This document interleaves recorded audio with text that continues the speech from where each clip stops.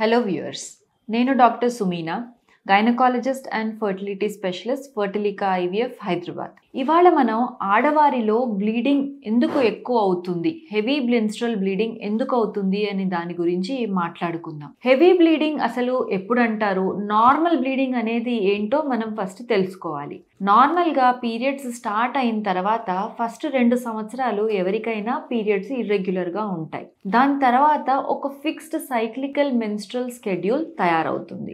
ఇది bleeding normally 3 days to 7 days మధ్యలో ఉండడం నార్మల్. అండ్ ఫ్రీక్వెన్సీ వచ్చేసి 24 to 35 days మధ్యలో ఉంటుంది. కొంతమందికి ప్రతి 28 daysకి వస్తే, కొంతమందికి ప్రతి 30 daysకి వస్తుంది. అండ్ అమౌంట్ ఆఫ్ బ్లీడింగ్ ప్రతి నెల సుమారు 40 to 50 ml మధ్యలో బ్లీడ్ అవుతూ ఉంటారు. సో ఈ నార్మల్ బ్లీడింగ్ నుంచి డిఫరెంట్గా, అంటే మరీ ఎక్కువ ఫ్రీక్వెంట్గా 21 days లోపు ప్రతి 15 daysకి 20 daysకి బ్లీడ్ అయినా, లేదా బ్లీడింగ్ డ్యూరేషన్ 8 days కంటే ఎక్కువ ఉన్నా, లేదా అమౌంట్ ఆఫ్ బ్లీడింగ్ మీరు నార్మల్గా 3 to 4 pads మార్చేవారు సడన్గా 8 to 10 pads మార్చాల్సి వస్తుంది అనుకోండి, దీన్ని హెవీ బ్లీడింగ్ కింద గుర్తిస్తాము. దాంతోపాటు నార్మల్ బ్లీడింగ్ సమయంలో కొద్దిపాటి నొప్పి ఉండడం నార్మలే. అట్లా కాకుండా తీవ్రమైన నొప్పి, ఆ నొప్పికి మీరు పెయిన్ కిల్లర్స్ వాడాల్సి రావడం, మీ డైలీ యాక్టివిటీ అంటే ఆఫీస్ వర్క్ నుంచి, స్కూల్ వర్క్ నుంచి లీవ్ తీసుకోవాల్సి ఉండడం, ఇటువంటి ప్రాబ్లమ్స్ ఏమైనా ఉన్నా దీన్ని అబ్నార్మల్ బ్లీడింగ్ కింద గుర్తిస్తాం. ఈ అబ్నార్మల్ బ్లీడింగ్ అవ్వడానికి ఎన్నో రీజన్స్ ఉంటాయి. దీనికి మెయిన్గా మన ఫిగో బాడీ ఒక పామ్ కాయిన్ అని క్లాసిఫికేషన్ చేసింది. అంటే ఎక్కువ బ్లీడింగ్ అవ్వడానికి ఉండే కారణాలని దీని కింద పామ్ కాయిన్ కింద గుర్తించారు. ఇందులో ముఖ్యమైనది పి అంటే పాలిప్స్. గర్భసంచి లోపలి పొరలో సెల్స్ ఎక్కువగా పెరిగి ఒక ఎక్స్ట్రా కండగా మారడం, దీన్ని పాలిప్ అంటాము. ఇటువంటి పాలిప్స్ చాలా మందిలో చూస్తూ ఉంటాము. ప్రతి పాలిప్ వలన బ్లీడింగ్ ఎక్కువ ఉండదు, కానీ కొన్నిసార్లు పాలిప్స్ ఉన్న వాళ్ళకి హెవీ బ్లీడింగ్ చూస్తూ ఉంటాం. సెకండ్ది అడినోమయోసిస్, అంటే గర్భసంచి లోపలి పొరలో ఉండే సెల్స్ని ఎండోమెట్రియం అంటాము. అట్లాగే గర్భసంచి గోడని మయోమెట్రియం అంటాము. ఈ లోపల ఉండవలసిన సెల్స్ గర్భసంచి గోడలోకి మైగ్రేట్ అయినప్పుడు దాన్ని అడినోమయోసిస్ అంటారు. ఈ అడినోమయోసిస్ వాపు వలన నొప్పి ఎక్కువ ఉండడము, బ్లీడింగ్ ఎక్కువ జరగడము జరుగుతుంది.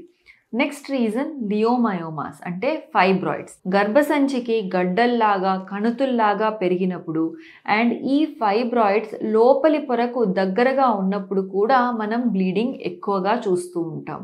నెక్స్ట్ కామన్ రీజన్ మ్యాలిగ్నెన్సీ, అంటే క్యాన్సర్స్.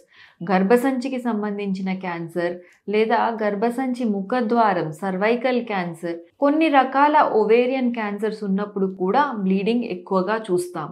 నెక్స్ట్ ఇంపార్టెంట్ రీజన్ కోయాగ్యులోపతి, అంటే రక్తం సరిగ్గా గడ్డగట్టకపోవడం. ఇటువంటి ప్రాబ్లమ్స్ ఉన్న వారిలో కూడా బ్లీడింగ్ ఎక్కువగా అవుతుంది. ముఖ్యంగా చిన్న వయసు అమ్మాయిలు 13-14 years అప్పుడే పీరియడ్ స్టార్ట్ అయ్యి వీళ్ళు హెవీగా బ్లీడ్ అవుతుంటే కోయాగ్యులోపతి, అంటే బ్లడ్లో ఏదైనా క్లాటింగ్ ప్రాబ్లం ఉందా అని గుర్తించాల్సి ఉంటుంది.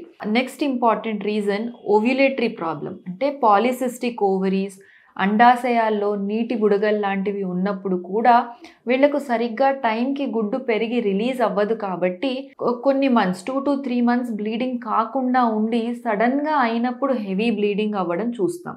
దాంతోపాటు సడన్గా బరువు ఒకేసారి ఎక్కువ పెరిగినా, ఎక్కువ తగ్గిన అనోరెక్సియా ఉన్న వాళ్ళలో కూడా ఓవ్యులేటరీ ప్రాబ్లమ్స్ వల్ల హెవీ బ్లీడింగ్ చూస్తాం. థైరాయిడ్ కంట్రోల్లో లేకపోయినా, అధిక బరువు ఉన్నా కూడా ఎక్కువ బ్లీడింగ్ అవ్వడం జరుగుతుంది. నెక్స్ట్ ఎండోమెట్రియల్ కాజెస్, అంటే గర్భసంచి లోపలి పొరలో ఏదైనా ప్రాబ్లం, ఇన్ఫెక్షన్స్ ఉన్నా, లేదా రీసెంట్గా మిస్క్యారేజ్ అయ్యి అది కంప్లీట్గా క్లియర్ కాకపోయినా కూడా హెవీ బ్లీడింగ్ జరగవచ్చు. నెక్స్ట్ ఇంపార్టెంట్ కాజెస్ ఐట్రోజెనిక్, అంటే మనం వేసుకుంటున్న మందుల వలన. కొంతమంది కొన్ని రీజన్స్కి, అంటే కార్డియాక్ కండిషన్ వల్ల కానివ్వండి, ఆర్ వేరే స్ట్రోక్ మూలాన కానివ్వండి, బ్లడ్ థిన్నర్స్ తీసుకుంటూ ఉంటారు. అంటే ఆస్ప్రిన్, హెపారిన్ ఇటువంటి మందులు వాడుతున్న వాళ్ళలో కూడా బ్లీడింగ్ ఎక్కువగా ఉంటుంది. అట్లాగే కొన్నిసార్లు కాంట్రసెప్టివ్ పిల్స్, అంటే పిల్లలు పుట్టకుండా వాడే టాబ్లెట్స్ సరిగ్గా వాడకపోయినా, ఐపిల్ లాంటివి రిపీటెడ్గా యూస్ చేసినా కూడా హెవీ బ్లీడింగ్ చూస్తాం. లాస్ట్ది అన్ఎక్స్ప్లెయిన్డ్ ఆర్ అన్క్లియర్ కాజెస్, అంటే ఏవి మాల్ఫార్మేషన్స్, ఇటువంటి రీజన్స్ వల్ల కూడా బ్లీడింగ్ ఎక్కువగా చూస్తాం. సో మీ నార్మల్ ఫ్లో కంటే బ్లీడింగ్ ఎక్కువైనా, ఫ్రీక్వెంట్గా అయినా, నొప్పితో కూడి ఉన్నా మీరు వెంటనే డాక్టర్ని సంప్రదించాలి. వారు కావలసిన బ్లడ్ టెస్ట్, స్కానింగ్, అవసరమైతే ఎంఆర్ఐ చేసి ఎందు మూలాన ఈ బ్లీడింగ్ ఎక్కువ అవుతుందో గుర్తించి దానికి సరిపడ్డట్టు టాబ్లెట్స్ కానివ్వండి, లేదా గర్భసంచి లోపలి పొరను క్లీన్ చేయడం ఆర్ హిస్ట్రోస్కోపిక్ పాలిపెక్టమీ చేయడం ద్వారా ఈ హెవీ బ్లీడింగ్ అనే రీజన్ని కరెక్ట్ చేయడం జరుగుతుంది. సో బ్లీడింగ్ ఎక్కువ అవుతున్నప్పుడు సైలెంట్గా బాధపడకుండా మంచి డాక్టర్ని సంప్రదించి ట్రీట్మెంట్ తీసుకోవడం ఎంతో ఇంపార్టెంట్. ఇట్లా చేయడం వల్ల మనం టైమ్లీ క్యాన్సర్ లాంటి కండిషన్స్ని కూడా తొందరగా గుర్తించడం జరుగుతుంది. Thank you for watching.